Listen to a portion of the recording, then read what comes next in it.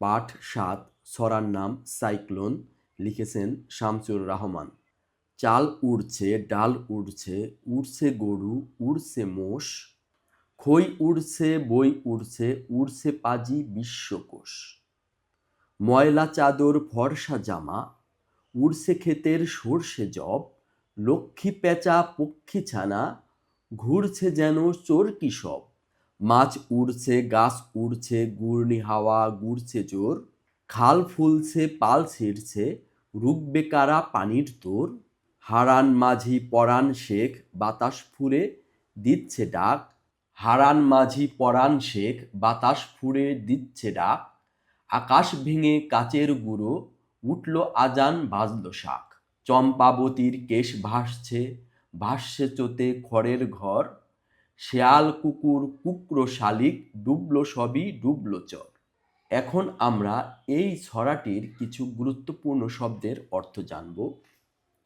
কুকরো অর্থ মোরগ, কেশ অর্থ চুল, খড়ের ঘর অর্থ যে ঘরের চাল খড়ের তৈরি, ঘূর্ণি হাওয়া অর্থ প্রচণ্ড বেগে ঘুরতে থাকা বাতাস, চর অর্থ নদীর ভেতর থেকে জেগে ওঠা ভূমি, চরকি অর্থ বাতাসে ঘোরে এমন খেলনা, পক্ষী ছানা অর্থ পাখির বাচ্চা, পাজি অর্থ পঞ্জিকা, দিন, তারিখ ইত্যাদি হিসাবের বই, পানির তোর অর্থ পানির প্রবল বেগ, ফর্সা অর্থ সাদা, বিশ্বকোষ অর্থ জ্ঞানের তথ্য যে বইয়ে অভিধানের মতো সাজানো থাকে, জব অর্থ গম জাতীয় শস্য, শাখ অর্থ শঙ্খ, সর্ষে অর্থ সরিষা।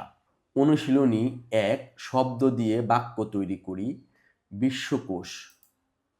অনেক অজানাকে জানতে হলে আমাদের বিশ্বকোষ পড়া উচিত। ঘূর্ণি হাওয়া।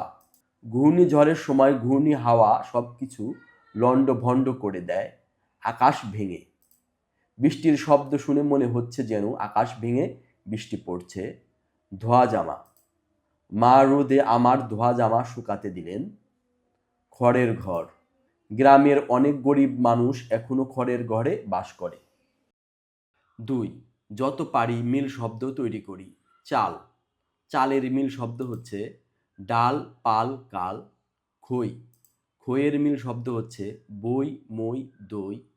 গরু। গরু এর মিল শব্দ হচ্ছে তরু, শুরু, সরু। মোষ এর মিল শব্দ হচ্ছে দোষ, রোষ, তোষ।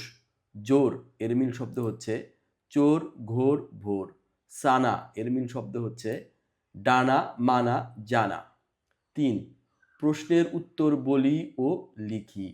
ক। কবিতায় কোন প্রাকৃতিক দুর্যোগের কথা বলা হয়েছে? উত্তর। কবিতায় সাইক্লোন বা ঘূর্ণিঝড় নামক প্রাকৃতিক দুর্যোগের কথা বলা হয়েছে। ঝড়ে কি কি উড়ছে তার তালিকা তৈরি করো। উত্তর। ঝড়ে যা যা উড়ছে তার একটি তালিকা হলো: ১.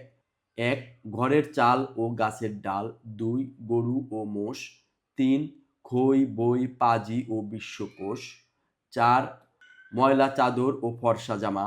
৫. ক্ষেতের সর্ষে ও যব। ৬. মাছ ও গাছ।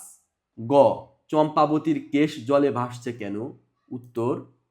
সাইক্লোনের প্রবল জলোচ্ছ্বাসে চারপাশ তলিয়ে গেছে। পানির তোরে ঘরবাড়ি সব ডুবে যাওয়ায় চম্পাবতীর চুল বা কেশ জলের ওপর ভাসছে। ঘ. আজান দেওয়া ও শাঁখ বাজানোর কথা বলা হচ্ছে কেন? উত্তর। উত্তর। প্রচণ্ড বিপদের সময় মানুষ সৃষ্টিকর্তাকে স্মরণ করে এবং সাহায্যের প্রার্থনা করে।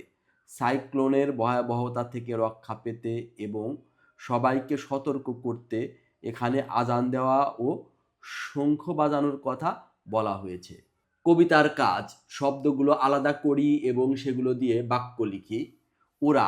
ওরা দিয়ে বাক্য হলো: আকাশে অনেক পাখি উড়ছে। ঘুরা। ঘুরা দিয়ে বাক্য হচ্ছে: বলটি লাটিমের মতো ঘুরছে। ভাষা। ভাষা দিয়ে বাক্য হলো: আকাশে সাদা মেঘের ভেলা ভাসছে। ডুবা। নৌকাটি নদীতে ডুবলো। নিচের দুইটি তোমরা নিজে করো। ৬. নিজের দেখা বা শোনা একটি দুর্যোগের বিষয়ে অনুচ্ছেদ লিখি। আমার দেখা একটি ঝড়। গত বছর বৈশাখ মাসে আমি এক ভয়াবহ কাল বৈশাখী ঝড় দেখেছিলাম। সেদিন বিকেলে হঠাৎ আকাশ কালো হয়ে আসে এবং চারদিক অন্ধকার হয়ে যায়। কিছুক্ষণের মধ্যেই প্রচণ্ড বেগে বাতাস বইতে শুরু করে। বাতাসের শব্দে মনে হচ্ছিল চারপাশ লণ্ডভণ্ড হয়ে যাবে। আমাদের বাড়ির আঙিনার বড় একটি আম গাছ উপড়ে পড়ে গিয়েছিল। বাতাসের ঝাপটায় টিনের চালগুলো বিকট শব্দ হচ্ছিল। জানালার ফাঁক দিয়ে দেখা যাচ্ছিল চারদিকে শুধু ধুলো আর ভাঙা ডালপালা উঠছে। সেই ঝড়ের ভয়াবহতা দেখে আমি খুব ভয় পেয়েছিলাম।